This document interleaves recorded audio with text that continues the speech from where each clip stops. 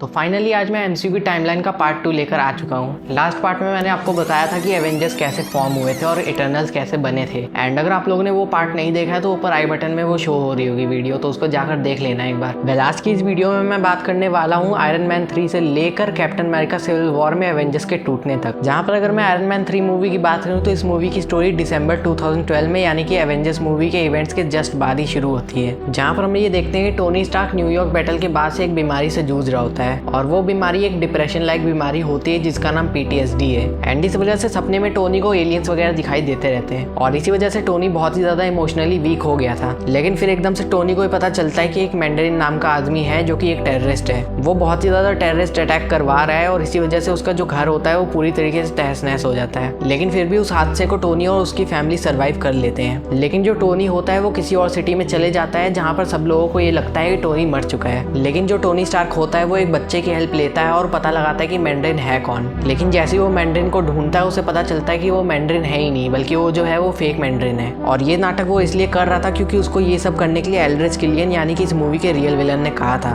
तब जाकर Tony Stark को याद आता है कि 1999 में एल्ड्रिच के साथ उसने बहुत बड़ा धोखा किया था, क्योंकि जो एल्ड्रिच होता है उसका एक ड्रीम प्रोजेक्ट होता है एक्सट्रीमिस्ट नाम का। और ये प्रोजेक्ट ये बताता है कि जितने भी लोग हैं जिनके ऊपर एक्सपेरिमेंट करा गया है उनमें एक फायर लाइक पावर आ जाती है और इतना ही नहीं बल्कि उनकी बॉडी जो है वो फास्ट हीलिंग कर सकती है। और ये बात वो टोनी स्टार्क को बताता है और सोचता है कि टोनी स्टार्क उसकी हेल्प कर देगा, लेकिन ऐसा होता नहीं है बल्कि उसका उल्टा होता है। टोनी उसकी हेल्प करने के बजाय वहां से उसको छोड़ के चले जाता है। एंड अब दिखाया जाता है कि जो एल्ड्रिच है वो अपना एक्सपेरिमेंट लेकर वापस आ चुका है और जो उसका एक्सपेरिमेंट है वो फेल नहीं हुआ बल्कि काम कर गया है। लेकिन कुछ लोग जिनके ऊपर ये एक्सपेरिमेंट काम नहीं कर रहा था वो लोग फूट जा रहे थे और इसी वजह से उन सबकी जान चली जा रही थी और टोनी स्टार्क इसी वजह से उसको रोकना चाह रहा था। जहाँ पर जो टोनी स्टार्क होता है वो एंड में आकर अपने सारे के सारे सूट्स वहाँ बुला लेता है अपने पास एंड उसकी मदद से वो एल्ड्रिच को हरा देता है और अपने सारे के सारे सूट डिस्ट्रॉय कर देता है, क्योंकि अब उसको समझ में आ गया था कि समाज सेवक बनने से कुछ नहीं होगा बल्कि उसकी फैमिली भी उसके लिए बहुत ही ज्यादा इंपॉर्टेंट है। एंड इसी वजह से वो अपना आर्किटेक्चर भी फेंक देता है। जिसके बाद हमें 2013 की टाइमलाइन दिखाई जाती है जहाँ पर जो जेन फॉस्टर होती है वो गलती से ईदर के कांटेक्ट में आ जाती है जो कि और कुछ नहीं बल्कि रियलिटी स्टोन होता है एंड ये चीज उसके अंदर कैंसर कॉज कर देती है। लेकिन वहीं पर दूसरी तरफ एक विलन भी था जिसका नाम मेलकिथ होता है। वो ईदर की वजह से पूरी के पूरी यूनिवर्स में डार्कनेस फैला देना चाहता था एंड इस वजह से थॉर जेन फॉस्टर को अपने घर यानी कि एसगार्ड ले आता है और वहां जाने के बाद वो लोग लोकी के साथ टीम अप कर लेते हैं। लेकिन लोकी अपनी फेक डेथ का बहाना करके ओडिन के थ्रोन पर कब्जा कर लेता है, जिसके बाद हमें दिखाया जाता है कि थॉर मेलकिथ के साथ लड़के अपनी बैटल जीत जाता है। और पोस्ट क्रेडिट सीन में हमें दिखाया जाता है कि थॉर ईदर को यानी कि रियलिटी स्टोन जो होता है उसको द कलेक्टर नाम के एक आदमी के पास दे देता है। जिसके बाद स्टोरी शिफ्ट होती है 2014 में, जहाँ पर हमें दिखाया जाता है कि जो स्टीव होता है वो निक फ्यूरी की कंपनी यानी कि शील्ड के साथ काम कर रहा होता है। लेकिन इसी के साथ सबके बीच वो अपने आप को मॉडर्न डे में एडजस्ट भी करता है, जहाँ पर वो सैम विल्सन यानी कि फैल्कन और नताशा रोमिनोफ यानी कि ब्लैक विडो के साथ टीम अप कर लेता है। लेकिन तभी एक दिन उसे एकदम से पता चलता है कि जो शील्ड है वो अपने अंदर हाइड्रा को छुपा के रखी हुई थी, क्योंकि हाइड्रा उसके ऊपर कंट्रोल बना रहा था। लेकिन जो सबसे बड़ी चीज जो उसको एकदम शॉक कर देती है वो ये होती है कि जो बकी बार्न्स होता है जो कि स्टीव का फ्रेंड था और वो बहुत पहले मारा जा चुका था, वो एक बार फिर से वापस आ चुका है, लेकिन इस बार एसेसिन बनके, और उसको एसेसिन हाइड्रा वाले बनाते हैं। जहाँ पर स्टीव को ये पता चलता है कि बकी से बहुत सारे बुरे काम करवाए जा रहे थे बहुत सालों से और ये सब बकी कंट्रोल में नहीं था, क्योंकि जो बकी था उसको ब्रेन वॉश कर दिया गया था। एंड आगे ऐसा ना हो इसी वजह से स्टीव रॉजर्स जल्द से जल्द हाइड्रा को हरा देता है और जो बकी होता है उसको याद दिलाता है कि वो पहले कौन था। जिसके बाद वो बकी के साथ अपनी लाइफ जीने लग जाता है। जिसके बाद उसी साल हम लोग एक चोर को देखते हैं जिसका नाम पीटर क्विल होता है। एंड अगर उसके बारे में मैं आप लोगों को बताऊं तो जब वो बच्चा था तब उसकी मदर जो होती है वो कैंसर की वजह से गुजर जाती है एंड जो उसका फादर होता है वो ईगो नाम का एक लिविंग प्लेनेट होता है जो कि इंसान का रूप भी ले सकता है। लेकिन जब पीटर की मम्मी गुजर जाती है तो उसके बाद जो पीटर होता है उसको योंडू नाम का एक एलियन अडॉप्ट कर लेता है। जिसके बाद फिर से हम लोग 2014 में यानी कि प्रेजेंट टाइम में आते हैं, जहाँ पर हमें दिखाया जाता है कि जो पीटर होता है वो एक चोरी करता है। लेकिन वो जो चोरी होती है वो और किसी चीज की नहीं बल्कि पावर स्टोन की होती है, जहाँ पर वो जैसे तैसे करके पावर स्टोन को चोरी कर लेता है। लेकिन फिर एकदम से गमोरा नाम की एक एलियन यानी कि थैनोस की बेटी उससे वो छीन कर ले जाती है और ऐसे करके वो लोग जेल में पहुंच जाते हैं, जहाँ पर उन्हें ड्रैक्स मिलता है। जहाँ पर ड्रैक्स उन्हें बताता है कि ड्रैक्स की फैमिली जो है उन्हें बहुत पहले थैनोस ने मार दिया था और अब वो उससे बदला लेना चाहता था। और इसी के बाद जो थैनोस की दूसरी बेटी होती है जिसका नाम नेब्यूला होता है जो कि एक तरीके से रोबोट होती है, वो भी उनके साथ टीम अप कर लेती है। और इतना ही बल्कि दो और लोग यानी कि रॉकेट रकून और ग्रूट जो होते हैं वो लोग भी टीम अप कर लेते हैं उन लोग के साथ। जिसके बाद उनकी टीम का नाम गार्डियंस ऑफ द गैलेक्सी पड़ जाता है और वो अपनी टीम बनाने के बाद रोनन द एक्यूजर को भी हरा देते हैं, क्योंकि जो रोनन होता है वो चाह रहा था कि जेंडार को वो खत्म कर दे पावर स्टोन की मदद से। लेकिन ऐसा होने की बजाय जो गार्डियंस होते हैं वो पावर स्टोन की हेल्प से रोनन को खुद ही हरा देते हैं। और इस मूवी में हमें थैनोस फिर से इंट्रोड्यूस कराया जाता है, जिसके कुछ ही टाइम बाद उसी टाइमलाइन यानी कि 2014 में हमें दिखाया जाता है कि जो पीटर होता है उसके फादर यानी कि ईगो फिर से वापस आ चुके थे। लेकिन जो ईगो होता है वो चाह रहा था कि पूरे यूनिवर्स को वो फिर से रीमेक कर दे,